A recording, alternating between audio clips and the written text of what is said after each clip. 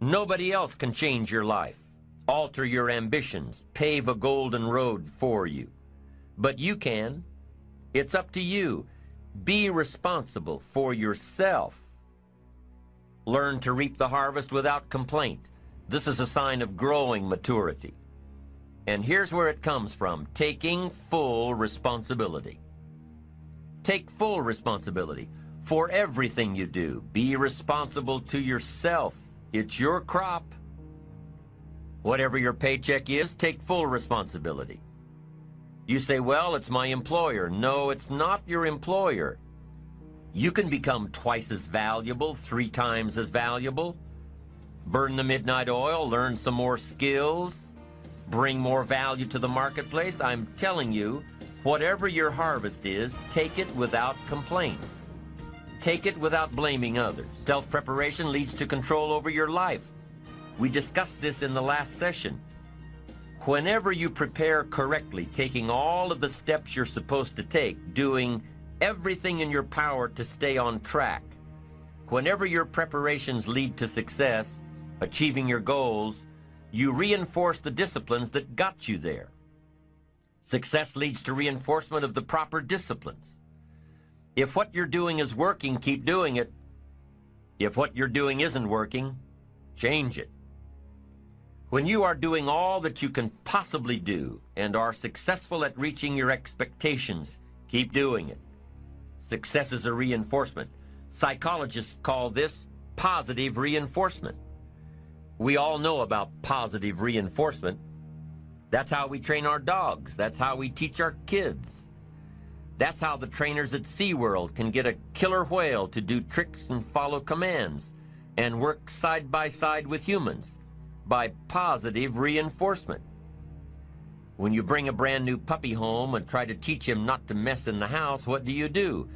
You reward him for going outside or scratching at the door. When you're trying to get your toddler out of the diaper stage, what do? You reward her with special presents, make her feel special for learning something new. When you're trying to get your older kids to crack the books and study, what do? You reward them when they get good grades. You teach them that the skills they are developing now will have great positive effects on their lives later. But you reward them now. This is positive reinforcement. Learning that there are rewards for doing something good, something worthwhile, something of value.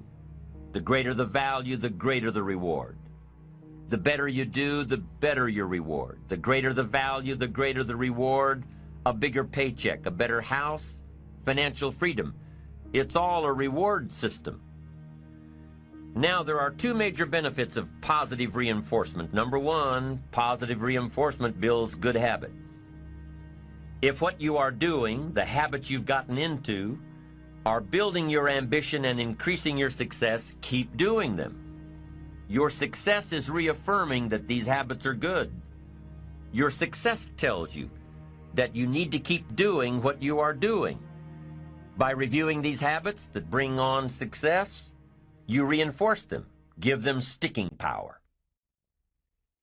Now here's the other side. By reviewing your habits, what you do every day, by reviewing your habits, you may find out that some of them are inhibiting your success. You may find out that what you're doing every day is bad for you. Or you may realize that you've gotten out of some very good habits. Somebody says, well, I've just gotten out of the habit of taking my daily walk around the block. Well, I guess you'll just have to get in the habit of being sick down the road. Somebody says, well, I used to read the books all the time. I've just gotten out of the habit. Then change it. Go back into your disciplines. If you've just gotten out of the habit, just get back into the habit. It's called discipline. If it doesn't work, don't do it any longer. You can keep your fingers crossed if you want to and hope that it'll all straighten out. You can wish for the wind not to blow quite as severely, to change in your favor, but we call that naive at best. If the habits that you've gotten into aren't serving you, change them. You can't keep doing this any longer.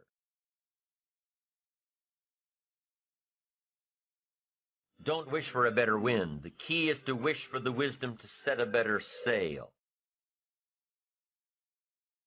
Utilize whatever wind that blows to take you where you want to go. That is the philosophy I picked up at age 25, and it revolutionized my whole life. And here's what I found. I found it was easy. I became a millionaire when I was 31, and I found it was easy. Now here's my definition of easy. It was something I could do. I figure if it's something you can do, it's easy. But here's a little parenthesis. I worked hard at it. I made sure my disciplines were in line. I made sure my habits were good. I made sure I did all that I could. I found something that I could do, but I worked hard at it. I got up early, stayed up late, and worked hard from age 25 to 31. But what I did was easy, meaning it was something I could do. Well, you say, Mr. Rohn, if it was so easy, how come during those 6 years all those other people around you didn't get rich? Here's why. It's easy not to. How else would you describe it? That's it. It's easy to keep doing the things that don't work. It's easy to keep bad habits. It's easy not to develop the disciplines. It's easy not to. So how come I got rich and they didn't? Here's a philosophical phrase. The things that are easy to do are also easy not to do.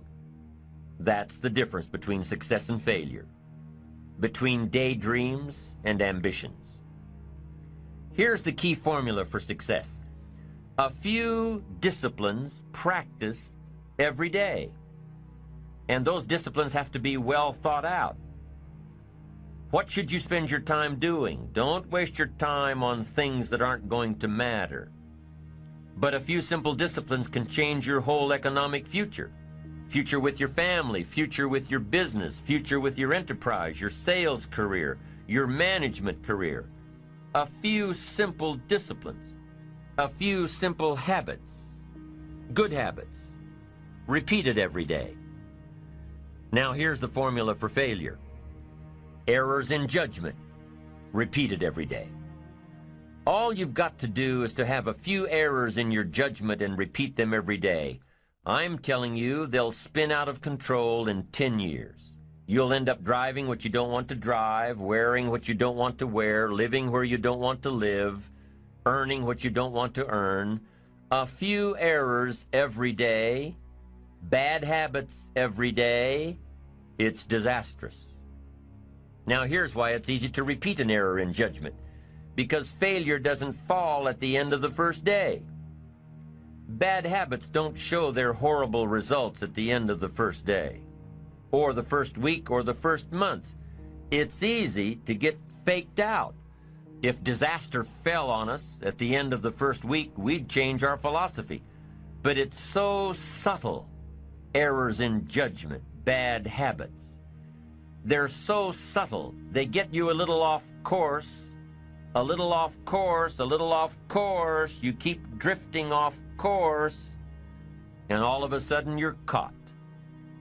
So you've got the choice right now of one of two easies, easy to do or easy not to do. I can give you in one sentence how I got rich by the time I was 31. I did not neglect to do the easy things I could do for 6 years. I did not neglect. That's the key. I found something easy I could do that led to fortune, and I did not neglect to do it. The major reason for not having more of what you want in America, more health, more money, more power, more influence, more everything, the major reason is simple neglect. Neglect. And if you don't take care of neglect, it becomes an infection, and then it becomes a disease. So if you're in the habit of not doing it, doing all it takes to get ahead, get in the habit of doing it. Doing all it takes. That's the first benefit of positive reinforcement, building good habits.